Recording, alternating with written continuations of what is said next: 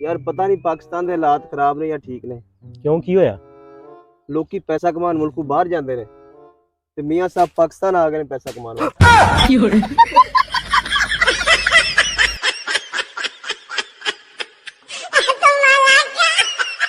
ਸ਼ਾਮਾਂ ਪੈ ਗਈਆਂ, ਸ਼ਾਮਾਂ ਪੈ ਗਈਆਂ। अस्सलाम वालेकुम। ओ वालेकुम अस्सलाम। यार पाकिस्तान च चोर क्यों नहीं फड़े जाते? ओ यार पाकिस्तान च चोर किस तरह फड़े जान?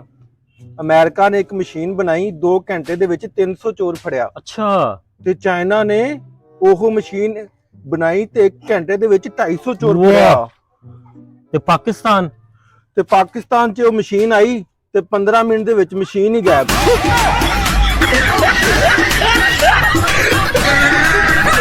चोर कित्थों खरीदे? सही गल है।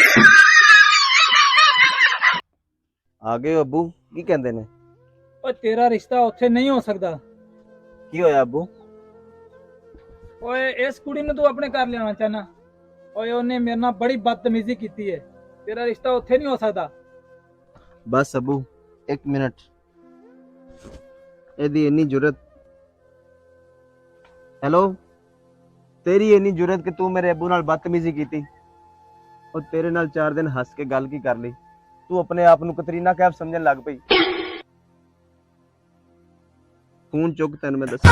ਫੋਨ ਨਹੀਂ ਚੁੱਕਦੀ। ਅੱਲਾ ਫੋਨ ਆ ਗਿਆ ਜੀ। ਨਹੀਂ ਬਾਅਦ ਚ ਗੱਲ ਕਰ ਲਾਂਗੇ। ਉਹ ਕਰ ਸੋ। ਉਹ ਨਹੀਂ ਨਹੀਂ ओ जोर दी कट लै। चौधरी साहब 352 लग गई है, कोई सजा कटवा दो मेरी। हैं? अच्छा मैं कुछ करना।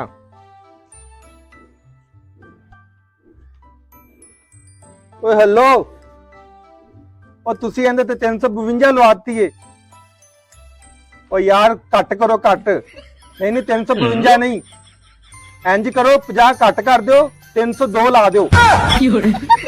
हाँ भी हुण खुश है, 50 कटवा दिते ने। हाँ हाँ 302 डन करो। हाँ भी खुश है। बै चाह पी। जहर ही पिवांगा हुण।